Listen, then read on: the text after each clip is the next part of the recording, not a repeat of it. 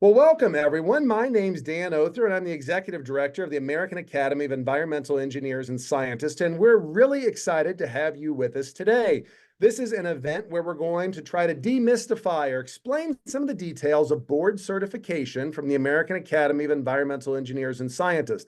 As we begin, I'd like to start off by noting an appreciation for our patrons.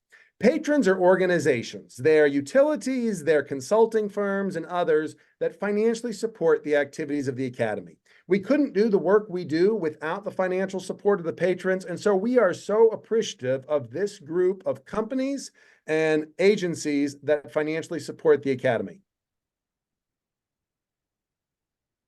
Once again, my name is Dan Oerther, and I serve as the Executive Director of the Academy. And today we're going to be talking about everything you need to know about becoming American Academy of Environmental Engineers and Scientists Board Certified. Now, I have got a whole bunch of alphabet soup after my name there. I'm not going to mention it right now. I will unpack it a little bit later. But as I began, I wanted to highlight something important.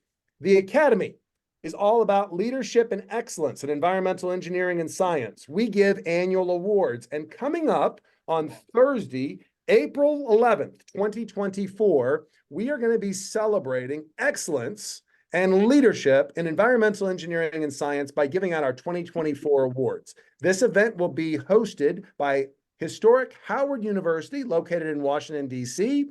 I've got on my Academy polo. I've got on a Howard University cap. We are so excited to be in Washington, D.C. and back after COVID, doing events live and in person. So if you can join us live in Washington, D.C., we invite you to look at the Academy website, sign up and register, and come to the event. If for some reason you can't make it to DC, we will also be live streaming the event, so you can attend online. This event will run from about noon to about 3:30 p.m. Eastern on Thursday, April 11th, 2020. Today, we're talking about everything you need to be board certified in environmental engineering and science. And I'm going to just start with bluff, bottom line up front. Let's imagine I was on an airplane. And let's imagine the flight attendant came on and said, "We have a medical emergency. Is there a doctor on board?" Now, of course, I could raise my hand because I'm Dan Oerther, PhD. I'm a doctor, but I'm not the kind of doctor they're looking for. They mean somebody that can help somebody in a medical emergency. But let's just think about doctor. You know, psychiatrists are doctors. They have an MD. Brain surgeons are doctors. They have an MD. Let's say the emergency was somebody having a heart attack. Would a psychiatrist know exactly what to do? Would a brain surgeon know exactly what to do? I mean, they would probably have some experience, probably better than those of us that are kind of civilians on the street.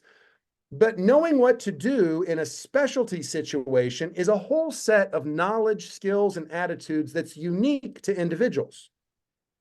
The Academy board certification is all about identifying expertise. So if somebody says, "Is there an environmental scientist in the house? Is there an environmental engineer that can help?" There's an awful lot of people that would raise their hand and say, "Well, you know, I've kind of done some of it sometime." But can they stand up and say, "I have been certified by my peers as being a world expert in this practice"? That's what being board certified is all about. If you've got cancer, you want a board certified oncologist to treat you. If you're having a baby, you want a board certified obstetrician delivering your baby.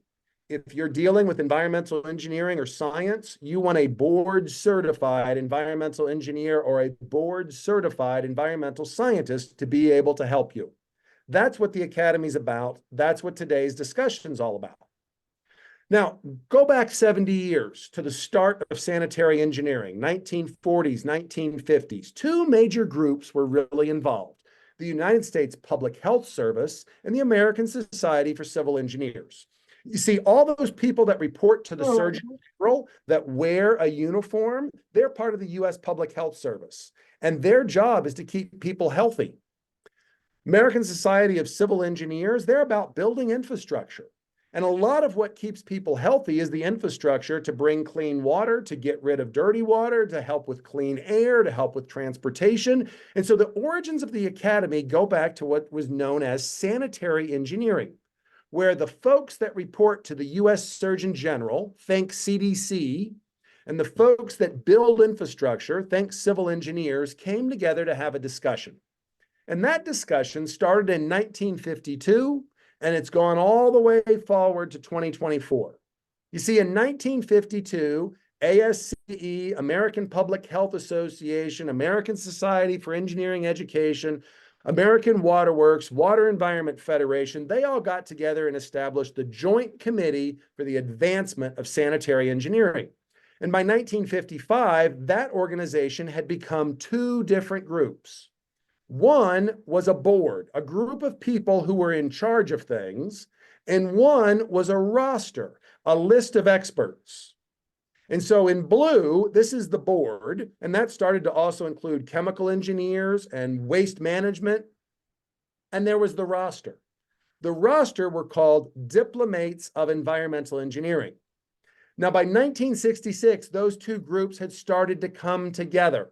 There was still the Environmental Engineering Inter-Society Board, but the roster had now become the American Academy of Environmental Engineers.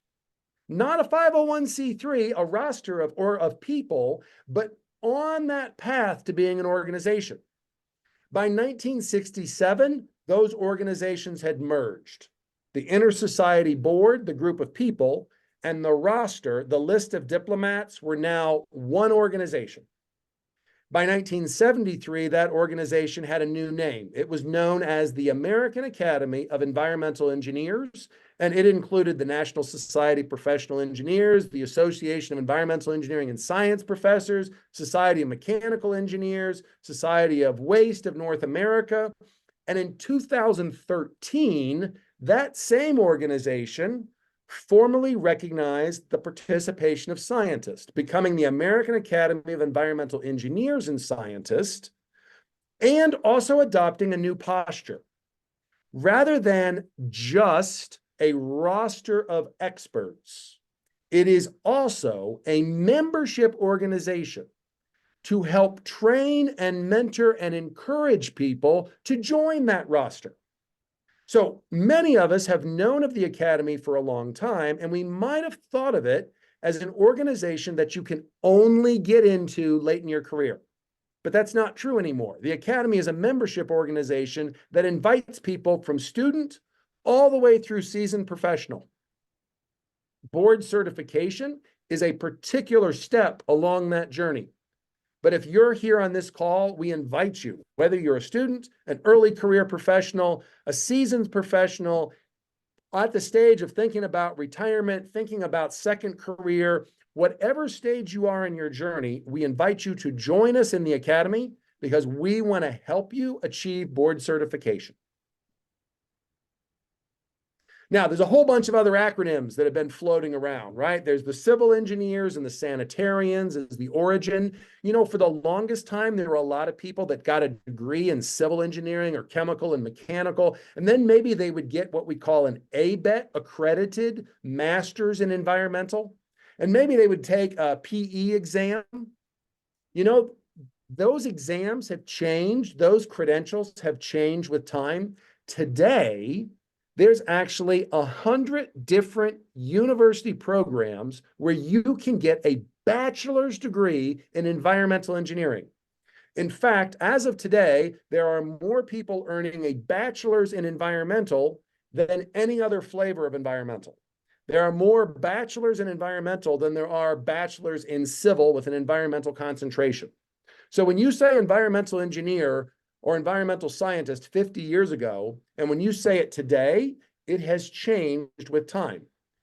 All of those folks are welcomed and invited and included in what we mean by environmental engineering and science.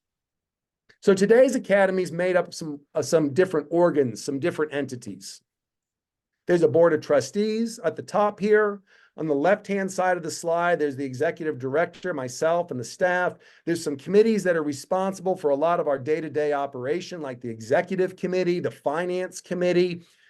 There's some opportunities for you to engage in leadership, like being part of our awards committee, our education committee, or our outreach or publications. And then there's a whole set of this structure that's involved with board certification. Remember, board certification is a roster that's part of a membership organization. That roster is stewarded, it's maintained by some certification boards. The American Academy of Environmental Engineering Certification Board and the American Academy of Environmental Scientists Certification Board. There is also a process to become certification via eminence. And all of those things are supported by our admissions committee and our recertification committee.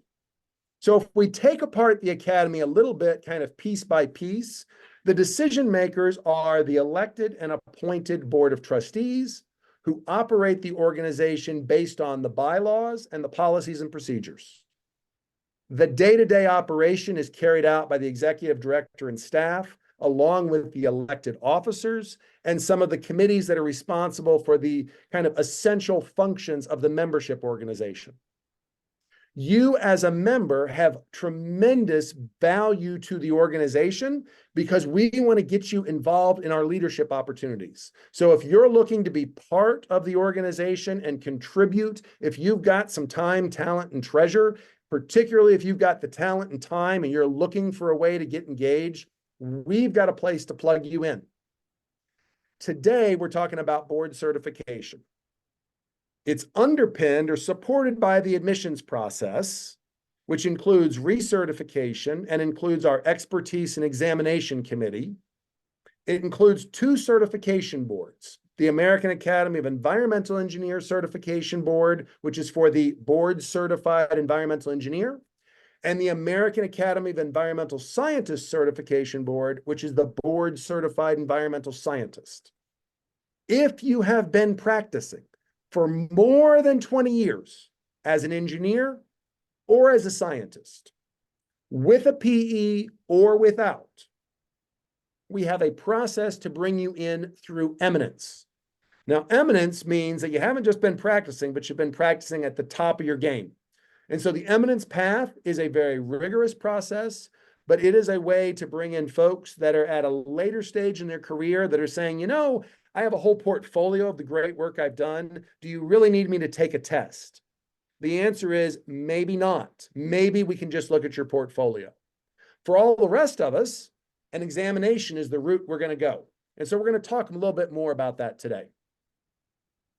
Now, I trained in biology and in engineering. I have a bachelor's degree in biology from 1995 from Northwestern University. I have a bachelor's in environmental engineering. I have a master's in environmental engineering from the University of Illinois and a PhD in environmental engineering from Illinois. But the credentials that got me into the academy are the bachelor's in environmental science and the bachelor's in environmental engineering. So kind of look at those degrees and look at that timing and think about my own journey. You see, in 1995, I graduated with these two bachelor's degrees. And so in 1995, I took an exam to become an engineer in training in the state of Illinois. I then continued on in my graduate studies. So 1998, got my master's, 2002, got my PhD. I get some credit for working while I'm getting my degrees. But some of you might have just jumped right into the workplace. Now, I was also a faculty member at the University of Cincinnati from 2000 to 2009, so that's also work experience. In 2004, I took the written exam to become a professional engineer in the state of Ohio, and in 2005, I took the written and the oral exam to become a board certified in water and wastewater supply. So if you look at this, you're thinking like, okay, Dan, so 95, you got your degree. And 10 years later, 2005, you were board certified. And during that period of time, you became a professional engineer. So that's a journey. And that's a pretty typical journey. Now, not everybody does the PhD. Not everybody gets their PE right before they're board certified. Some people might get it earlier, but that's a pretty normal process. I then continued to be a faculty member at the University of Missouri from 2010. And in 2018, I became a board certified environmental scientist by eminence. So you go back up, 1995, I got my biology degree. I was working for 20 years. So 20 years later, 2015, I start to become eligible for eminence. And so I'm sharing this because I have personally gone through both of these paths. I've done the exam for PE and the exam for board certified engineer, and I've done the eminence for environmental scientist. I share that not to brag. I share that to tell you, you know what? I can understand where many of you are coming from. It's an intimidating process. It feels like it's a lot to do, and you've got a bunch of other stuff going on in your life. And so the question is, how do I manage my work-life balance? Is this really worth it? Dan, help me understand. Now, I actually think it's very worth it. I think being board certified is important because when that emergency comes up and they say, who's qualified? I want to raise my hand. And I want to raise my hand not just from our academy, but from others as well. You see, I'm a certified environmental health specialist, which is a written exam. I'm a member of the American Academy of Sanitarians, which is an eminence portfolio review. I'm a chartered engineer, which is very much like being a professional engineer in the United Kingdom. And that was a portfolio and oral exam. And I'm a chartered environmentalist in the United Kingdom, which is a portfolio and oral exam. I do a lot of work overseas, particularly in English-speaking Commonwealth countries, or kind of former colonies. And I think that the credential from the UK is very helpful in some of that space. See, I'm what you might call a serial joiner. I think that credentials and certifications and licensure are important. I personally pursue them, and I'm here to try to help you in your pursuit. So let's step back and look. Historically, a lot of us might have thought of the Environmental Engineering Academy as gatekeepers, right? This is from the Fellowship of the Ring movie that was out a number of years ago. Gandalf the Grey, thou shalt not pass, right? Gatekeepers. Now, I'm not saying that's wrong or bad. I'm saying many of us might have a mental model that the academy is about deciding who's in and who's out. That's not the way we operate. Actually, the academy is all about a rising tide lifts all boats. For those of you that are familiar with Dwight Schrute from The Office, he always has interesting advice. The academy is the rising tide that lifts all boats. False. Sunken boats are unaffected by tides. I like the humor in this. The point is, it is a rising tide that lifts all boats. But of course, there are certain things that make you part of the academy. I mean, it's not meant to be exclusive and hold everybody out. It's meant to be inclusive, but it's inclusive to environmental scientists and to environmental engineers. So who are those people and how do they get into the academy? Well, our student members are defined in our bylaws. So if you are any student enrolled anywhere pursuing a course of study that leads to a degree in environmental engineering or environmental science or any other engineering or science field acceptable to the Board of Trustees, as a student, you can join for free. Undergrad? Yep. Graduate? Yep. Overseas? Yep. Part-time? Yep. Environmental engineering, chemical engineering, civil engineering, environmental science, biology, chemistry, ecology. Yes, yes, yes, yes, yes. But Dan, I'm studying physics because I'm doing meteorology and I'm looking at large weather patterns. Yes. I'm a chemical engineer and I'm looking at alternative solvents to be able to reduce impacts on the environment through sustainability. Yes. I'm in the space of being technical, but I'm using my technical work to influence policy. If you're a technical person influencing policy, yes. We're saying anyone that's pursuing engineering or science related to the environment, yes. Well, how about I'm just a regular old person. I have my degree. Can I sign up? Absolutely. According to the bylaws, anyone who holds a degree that would make you a student, and now you're working in engineering or science, we want you. So if you have a degree that would make you a student, and now you're employed or teaching environmental engineering or science, we want you in the academy. A lot of people aren't aware of this. Membership in the academy is $125 per year. You get free access to our webinars, our magazines, all of our content. So let's say you're a PE, let's say you're a professional geologist, let's say you're a surveyor, let's say you have an opportunity at work to set some professional qualification. Let's say you can talk to your boss and your boss says, what do you want to do to grow professionally in the next 2 or 3 years? And you say, I'd like to be a member of the academy. For $125, you can sign up to be a member. What if you have a bachelor's degree? Works. How about a master's? Sure. Doctorate? Sure. What discipline? All of the above that are working in environmental engineering and science.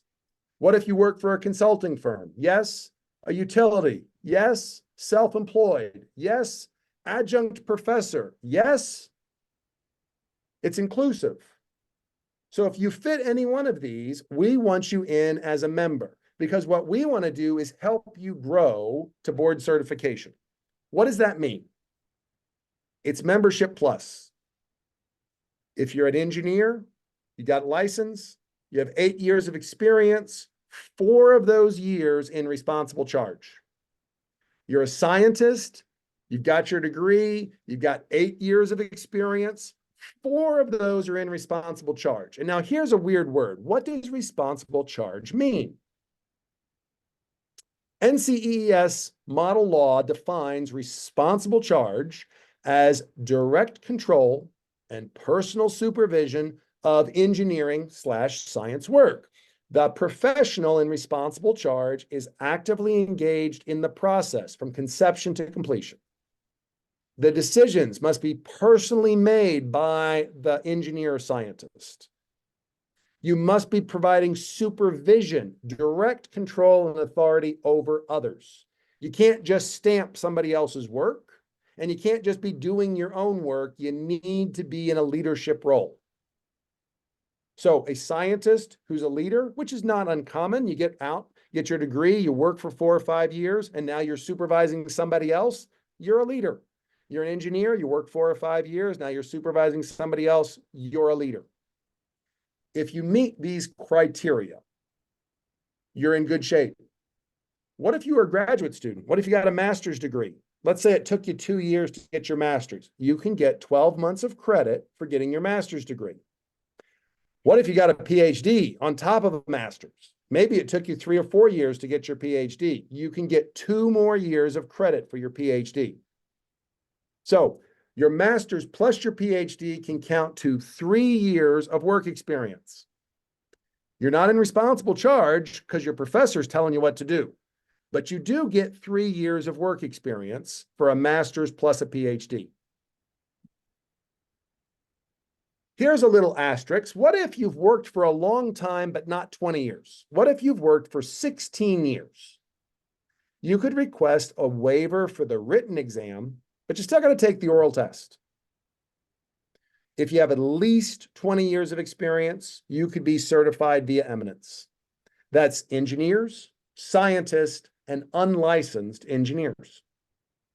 So again, in the academy, when we use the language of board certification, we're talking about people who pass through the admissions process, people who take exams that are created by our peers, who then are offered certification from the Academy's Environmental Engineering Certification Board or the Academy's Environmental Scientist Certification Board or through the Eminence Committee. All right, I'm totally confused. What do I have to do, Dan? Just make it simple. All right. First of all, we want to emphasize the Academy is meant to be inclusive, right? We are here to support you on your journey. So when I'm giving you this example, don't read it to say, well, I don't quite fit the example. Do they not want me? We want you. This is an example. This is not how everybody is. This is an example. So let's just imagine a life course, right? There's nothing magical about being 18 years old and going to college. Some of us go to college later. Some people might even go to college earlier, but let's just think about a common example. You're 18 to 22, you get your bachelor's in environmental engineering. When you're 22, you take the engineering and training exam and you pass it. And lo and behold, you go ahead and take the PE written exam and you pass it. For those of you that are a little bit older, you might be surprised. You can actually take the PE exam right out of school. You can't be a PE, but you can take the test. Now, you work for 4 years. So from age 22 to 26, you're working, you're an engineer. From age 26 to 30, you're working, you're in responsible charge, you're making some decisions. And so now you're about 30 years old, you apply for board certification, you pass a written and oral test, boom, you're in. When do you apply? Well, we actually do this 4 times a year. So this is not the only time period, but this is an example. You could apply in December. We'll look at them in January. You take your exam in February, March, a written exam that you take remotely on your computer, an oral exam that you take via Zoom, and then by April, the admissions committee is looking at your packet. From start to finish, it's about 5 months. Well, what if you miss the January? Well, we run this quarterly. So January, February, March, April. So if you turn it in April, we'll get started and you'll be 5 months after April. Well, let's say you miss April, May, June, July. You turn it in July, it'll be 5 months when we get a decision. Let's say you miss July, September, October. You get the pattern here, right? So we look at them 4 times a year. You can send it in anytime. You can apply for board certification anytime you want. We look at them in batches 4 times a year.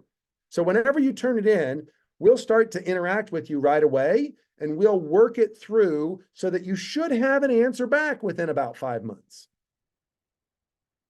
But first step, sign up to be a member.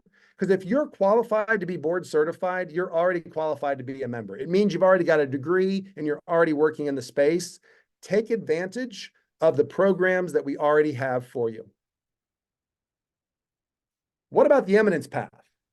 Again, we want to be inclusive. So this is not about telling you who you have to be. This is about telling you a common path.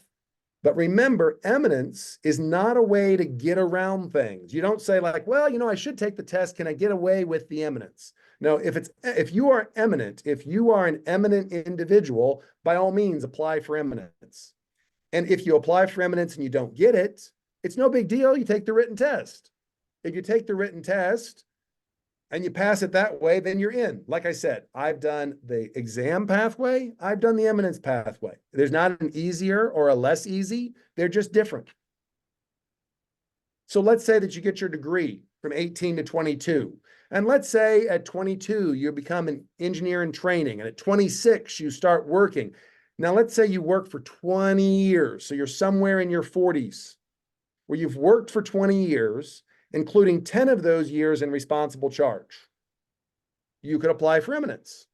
Now, that's kind of the earliest you could apply for eminence. You could certainly apply later. You could be in your 60s and apply via eminence. You could be in your 70s and apply via eminence.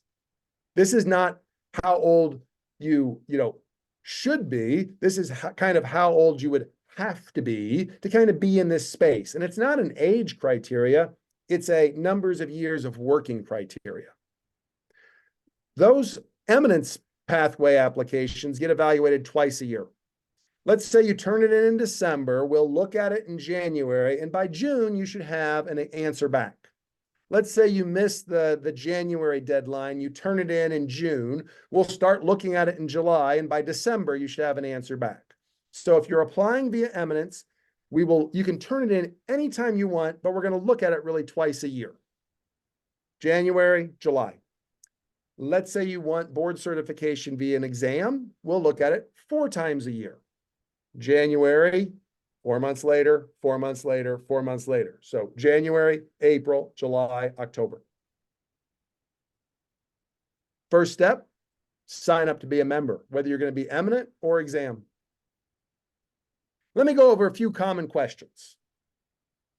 Question number 1. Hey, Dan, a lot of my education is overseas. Some of my experience is overseas. I'm in another country. Is there a place for me in the American Academy of Environmental Engineers and Scientists? Yes, absolutely.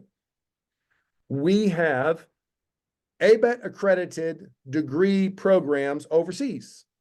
Maybe you didn't go to an ABET accredited program. NCEES will evaluate your program, or ABET will evaluate your program, or help us evaluate your program to show that it's comparable. Maybe your work experience is overseas, but if you were supervised by somebody who was a professional, that counts as legitimate work experience. Let's say that you are overseas and you're an eminent individual and you'd like to pursue board certification via eminence. The best approach is to get engaged with the academy, participate in a committee, so become a member first. Let's say question 2, I've got a degree in engineering, but I don't practice engineering. Could I, as an engineering degree, apply for the scientist? Actually, yes. We've got individuals. I have got my degree in chemical engineering, and I'm now working in government policy, and I'm helping to set regulations based on my experience. I wouldn't really call it engineering. I would call it more policy work, but my original training is this in the policy science space. Absolutely. The Board of Trustees has said that they would absolutely welcome people like that. So if you're working in the space where you got a degree in engineering, but what you're doing now is more policy work, we would love to have you be part of the academy. I have a degree in engineering, but I never got my license. What are my options? Well, sign up and be a member and let us help you get your PE license. Or if you're 20 years plus of experience, let us help you through the eminence pathway. What if you're a scientist? Are there some kind of license you have to have? Because there's professional geologists, there are professional science license. Do you have to have one of those for the academy? The answer is nope, you do not. You're welcome to. We celebrate them. We think they're fantastic, but our bylaws don't require them. Why in the world do we require the PE for the engineers then, but not the professional geologists for the scientists? Well, the academy is accredited by an organization called CESB, the Council of Engineering and Scientific Specialty Boards. You see, we don't just offer you board certification, we offer you board certification that has the gold standard of being accredited around the world. What that means is that because the name engineer is protected here in the United States, because engineer means professional engineer, our board certified engineer needs to be somebody who's a PE. Can I join the academy without going after board certification? Absolutely. Student members, young professional members across your whole career. Should I join the academy while I'm working on board certification? Even more, absolutely. Absolutely, absolutely, you should. So in summary, if you're a student member, you're enrolled in studying engineering science, sign up. You've graduated and you're working in the space and you want to be a member, sign up. You've got 8 years of experience, 4 years of those in responsible charge, sign up and pursue board certification. You have 20 years of experience, sign up, pursue board certification via eminence. Again, this all comes back to understanding the organization, these certification boards, this admissions process, and we're here to help you through it. Why in the world would we do this thing? What is the purpose? I wanted to share with all of you just a few words of wisdom for a friend of mine. We had a Pachachka event a couple of weeks ago, and a friend named Aaron Bivens, who happens to be a faculty member down in Louisiana, talked a little bit about his experience with board certification. And I just want to share with you a little bit about what Aaron's experience was like. So let's see here if YouTube pulls up for me the way I'd like for it to. Doing it. So here's the question to you, Aaron. Why did you see? All right, let me switch my screen share so that you can see Aaron's video here. So don't take my word for it. Take the word of another expert. Board certification. Was it fame? Was it fortune? Was it the right thing to do? Let us know. Oh, you're on mute. We get you off mute. I'm burning our time. Yeah, hi everyone. I constantly harp on my students about staying engaged and being a lifelong learner. And I really thought board certification was a great way for me to do that, to stay engaged in professional practice and bring that perspective into the classroom, which is of course where our students are hopefully headed. So that was what motivated me to pursue it. Appreciate that. So how'd you find the process? Painful, painless, something in between? Did you study for these tests? Yeah, so there's always helpful staff to help you navigate the process. It was pretty painless. The written exam was remotely monitored, so that part was a bit painful because I basically cleaned out my office of any useful materials so that I was above board on that. And I did study, not nearly as much as I originally intended, but I did study and pull out Metcalf and Eddy and Rittman and McCarty and some of the classics, and so that was great to revisit. Kind of fun. I know I studied. What advice would you share to PEs in the workplace, right? Like you got your PE, you were in school. So how about for faculty members, right? Like what are your advice to people who are PEs? Yeah, I think, well, I mean, I would say for those of you involved in who really need you engage, right? So for PEs, reach out to your local universities, get engaged in the work there. A lot of the problems that PEs are facing in terms of design challenges are opportunities for research and new learning. And of course, the challenges we're facing are complex now, so we need everyone on board. And then what advice would you share for faculty, right? Folks that consider themselves like serious diehard researchers. Would you still encourage them to pursue this, and why? Yeah, I think for me, being engaged in practice, that's where most of our students are headed. And so for me, that's a high priority. I try to center engineering practice in the classroom with my problems and examples. And so I think board certification is a great way to do that and to demonstrate earnestness about being engaged and to bring that perspective to your students so that once they actually begin their work, hopefully they're not totally lost like I was. And Aaron, how about the scientist, right? When we're looking at this as engineers, any advice that you would share to scientists that are interested in board certification? Yeah, so I think for scientists, this is a great opportunity to interface with engineers, PEs, academics. We really need your perspective. One of the tensions I feel as an engineering educator is how constrained our perspective is, and sewage treatment, water treatment, but of course the environment, there's ecology. And I had a chance to work with a lot of ecologists when I was a postdoc at Notre Dame, and we really need the environmental scientists to help us broaden our horizons. Perfect. Final words of wisdom? Yeah, this is something I'm going through in my own life. I feel like it's very, very important to make the time and space to learn new things and meet new people. It's very easy to get quite busy and siloed.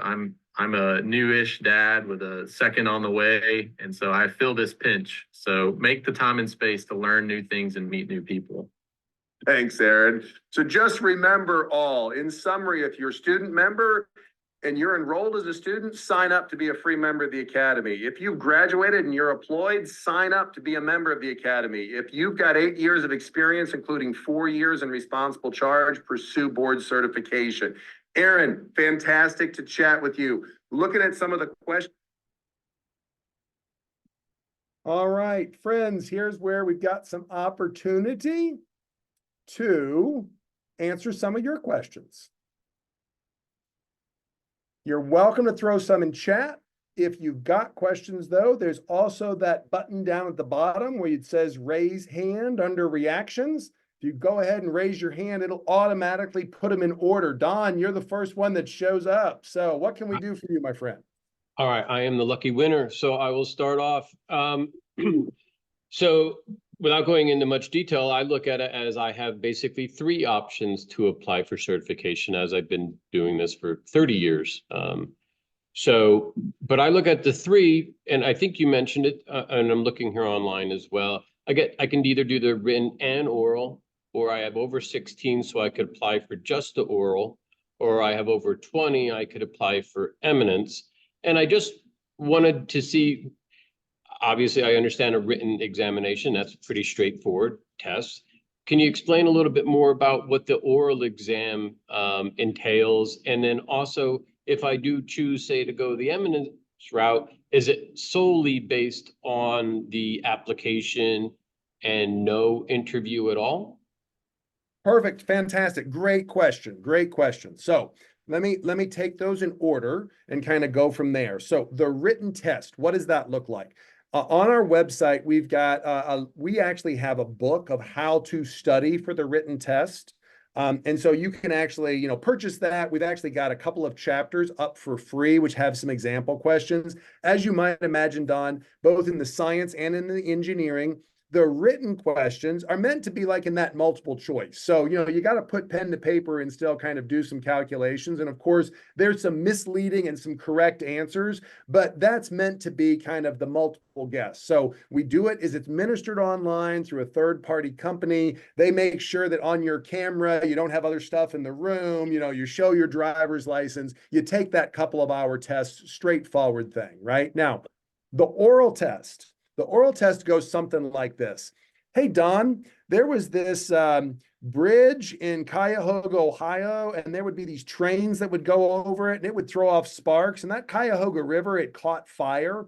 And so, Don, we want to understand what's going on there with the Cuyahoga River. So, Don, what kind of things do you think would catch on fire floating on the top of a river? And you'd be like, okay, well, I'm in the L-Napple space because it's non-aqueous phase. It's got, okay, so Don, what does that mean in terms of its vapor pressure? Is this the kind of stuff that's volatile and will burn? So that's okay. So we've got that figured out. You know the technical part. You understand L-Napples and D-Napples. You understand that something's got to have a vapor pressure. It's got to have an ignition point. Okay, great. Now, but Don, who do you think's responsible for that? The producer, the consumer, the public, the person who owned the train? Well, Dan, I don't know. I mean, I think everybody's got a little role to play. And how does the regulation fit?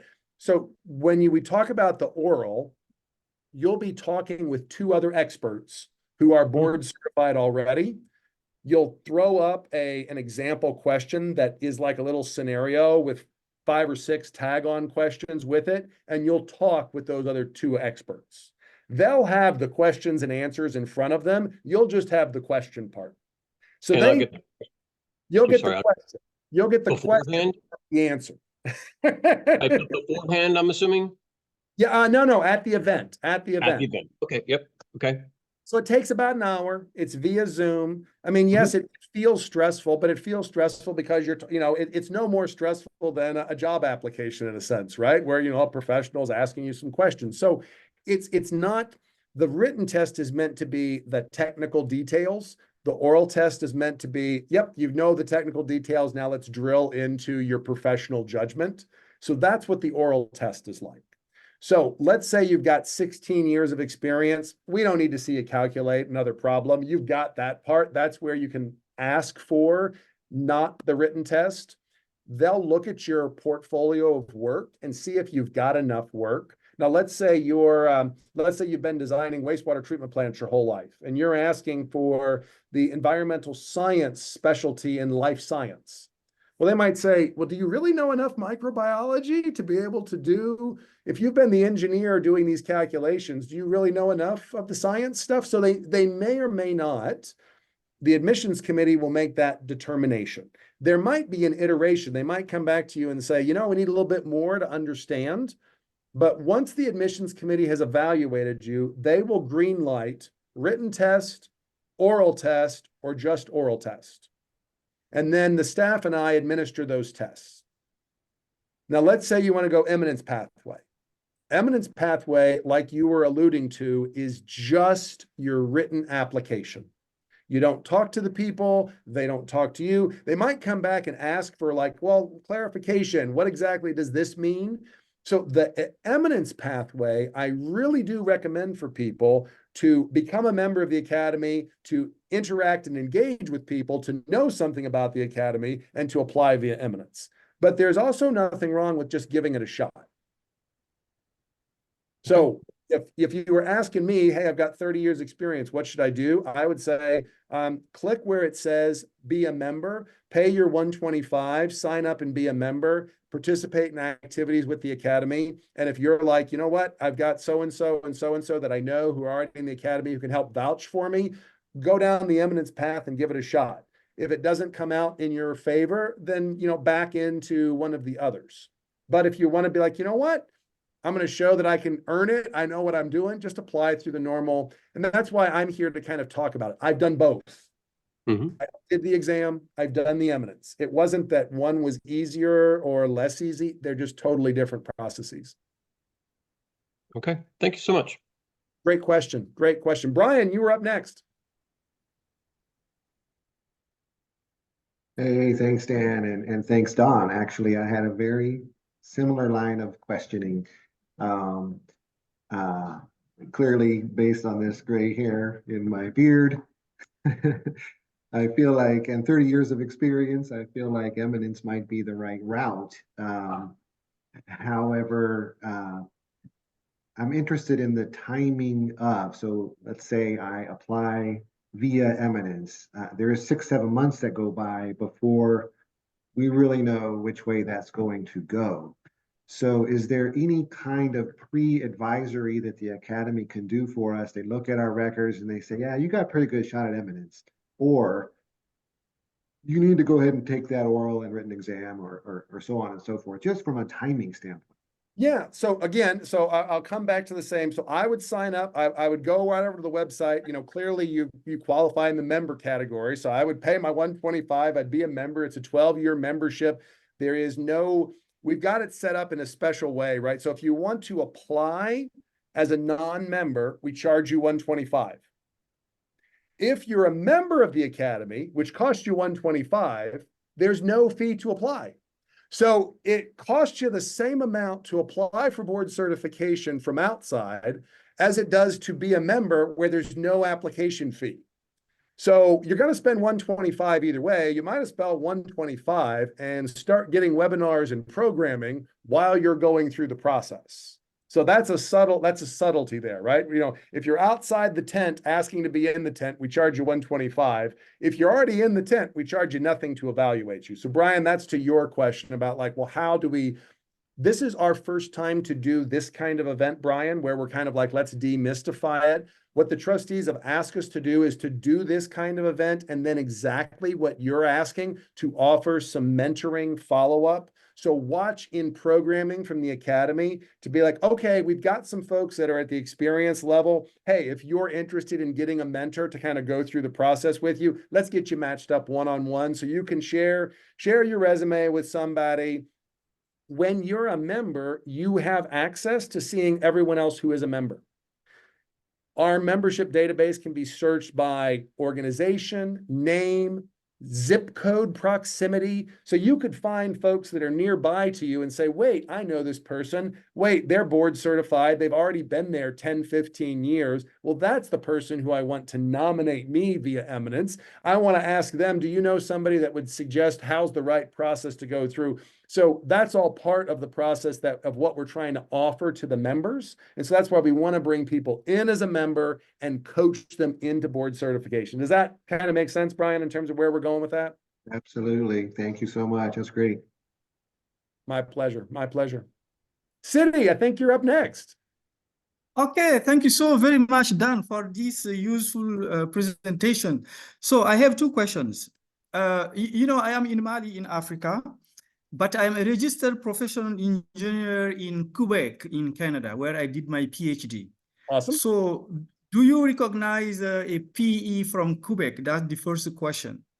And then the second question, for the application, I think I fall in the category of, you know, around 16 years of experience, work experience. So I wonder, all the application can be submitted online, or do I have to mail some file? How does it work? Great. Thank you. Fantastic question. Fantastic question. So let me back that one up and again, kind of explain. I would encourage you, given your background, to sign up right away, pay the 125, become a member, because you're going to pay the 125 to apply or the 125 to be a member, and then you have a free application. So I would sign up the 125, I'd be a member, and then I would start down the process of applying for board certification. I want to be really careful.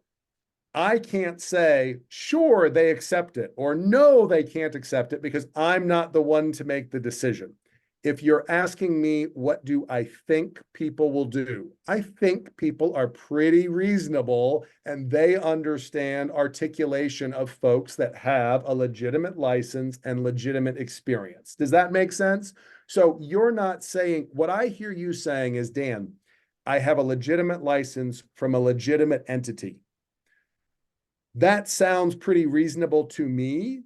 And the people who are part of admissions are pretty reasonable people. If it sounds like what you're trying to do is somehow find a crack through the system, that's not the attitude. They want to have people who are being very above board.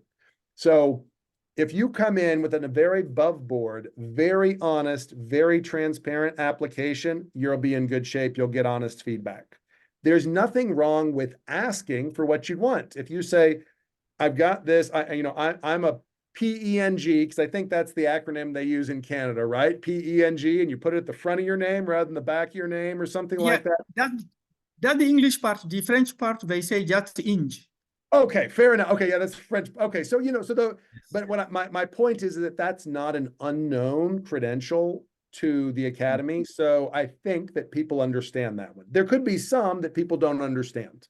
But generally, those of us that are in this space, we understand both global as well as domestic credentials. So my suggestion would be sign up to be a member of the academy, work through the process, ask for what you'd like, which is if you can justify 16 years and you'd like to propose the oral, okay. But if they come back and when they look at it, they discover that they think it's more like 12 years rather than 16 years because you want to get credit for this, but they're not really excited to give you credit for this. And they're saying, take the written, then you take the written test and life goes on. The idea here is that the purpose of the credential is to say this person is exceptional. And so they're really careful to make sure that everybody has a rigorous process. That doesn't mean that if they say, please take the written, that they're calling you not qualified. They're simply making sure that they can say that anyone who has their credential has met the rigorous process. And that's why I'm sharing with you, like I took the written test with a PhD as a professor, and I thought that's great, no problem. But then after 20 years of being a professor, they said, okay, we'll let you do the eminence path. Okay, no problem, right? I had 20 years as a professor. I'm sure Brian and Don, 30 years in real practice, know a whole lot more stuff than I do 20 years as a professor, because you know what they always say, right? Those that can do, and those that can't teach, right? And so, so I always joke, I'm like, I'm a professor. What do I really know about real engineering? But, somebody thought I was eminent, right? And so I'm trying to share the advice, right? Sign up, be a member, get to know us, interact with us, be part of the group, go through the process. We're here to help you. And the goal here is not to be the gatekeepers. The goal here is to be the rising tide. Thank you. And by the way, I'm also in engineering professorship, so I like. So that they'll have all kinds of questions about you then, right? I'm not even going to go with the joke of what BS means and more MS and PhD. I'm not even going to go down that path. I'm just going to stay in those that can do, and those that can't teach. I'll just use that little, we want good people, and we want to see good people be successful and be recognized. Thank you very much. Thanks, City. Prashant, I believe you're next. Did I get that? Did I pronounce that reasonably close? That's perfect. Thank you so much. I really appreciate it, Dan. Welcome. I think I should have lowered my hand because CD pretty much asked the same question that I had. I have a PhD from Ontario, and I've been practicing engineering since 2007, but actually got licensed in 2012. So, so I think I'll go with your advice that you gave to CD, and we'll apply for the membership and submit the application and see how it goes. Thank you so much for demystifying this process. Oh, my pleasure. My pleasure. And for those of you that are like, saying like, well, okay, he keeps talking about this, like, apply for stuff. I just threw up in the chat. Oh, let me make sure it gets to everyone. Sorry, I just shot it to you, Marissa. This is the Academy's website. And so you can go there. And if you look across the top of the Academy's website, there's a lot of great information. It is very much a website that is meant to give you lots of detail. So for example, if you're interested in understanding how to join, right? We've got this tab right here that says to become a member. or to become board certified, or to apply for international membership. So you really just go down here and click on this tab to become a member, and it's a straightforward online process. It's really very easy. And so there's a 125 for folks that are working. It's free to students. You click here, you set up a login and a password, and boom, it drops you in. You send in your application. The staff and I take a look. We process you in, and good, you're in good shape. And then if you want to become board certified, you follow this link, and you're down here for, if you're a PE, here's what you do. If you're an unlicensed engineer, here's what you do. If you're a scientist, here's what you do. So, pretty straightforward process. When you start your application, we will help you. Like if, you get into it, you're filling it out electronically, it's not making sense, and you're kind of like, what do I do? And what do I go to next? And, it'll be right in there. And Susanna, who's our primary staff member associated with supporting board certification, will get right back to you in a day or two with an email and help answer your questions. So it is a pretty straightforward process to be able to apply for it. But let's say you're looking for everything else, right? You've paid your 125 and you're a member.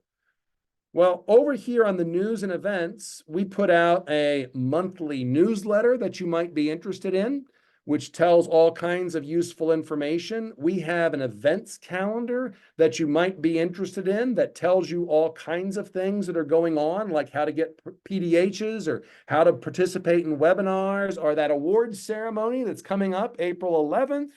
We do events like Pachachka, which are ways that you can, participate. We've got a career fair. We've got a networking fair. We're always looking for you to share your stories with others. So if you're interested in sharing your members' stories so that you get your word out to others, you drop down to this news and events and you share your members' story. And remember, I told you there were all these bylaws. And if you're interested in that kind of stuff, over here in this home tab, there's the 5-year annual plan. There's the 1-year working plan. There's the guiding documents. There's the history of the organization. So anything you could ever possibly want, if you want to post a job to the job board, if you want to apply for awards, if you want to read a public, all of that stuff is available on the website. So where I would encourage you to go first is this tab that says join, and to follow the instructions for signing up as a member. That's your first step. That's the easiest place to go. I saw that there was a question in the chat. I want to get back over here to it. For a BCES, does work experience as a laboratory intern or laboratory technician account for any of the 16 years? Or does the work experience have to be strictly in a leadership role where you're making big decisions? Great question, Lindsay. So let me back that up and be sure that I clarify, right? Number one is, again, I'm not the one making the decision, so I'm giving advice, but take that with a grain of salt, just like all advice. The years of experience is essentially after having earned the first degree that you're counting towards this. So let's say you're like me and you got a bachelor's degree in biology. And let's say after you earned your bachelor's degree in biology, you worked as a technician in a lab, and what you did was help process samples through the lab. That would clearly be environmental science work. But you wouldn't be managing the lab, you'd be processing samples through the lab. So let's say you were doing coliform counts and you were keeping everything clean and you were publishing the results, and you're like, okay, what does that count as? Well, that would certainly count towards your initial work experience, but not your leadership professional charge. And so when you would go to fill out your application, you would say, here's the work that I've done, and then you would clarify where the work was leadership professional charge.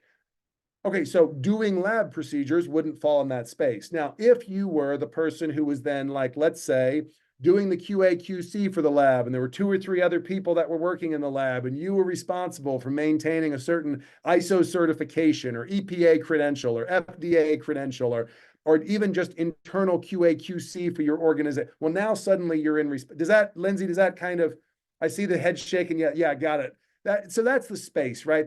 So that's what we're looking for. It's, are you doing the experiment or managing the experiment as an expert? You know, are you sitting in your cubicle as an engineer on a spreadsheet making a calculation, or are you supervising the work on the project?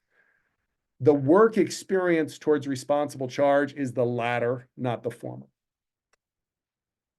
Anybody else have any other questions?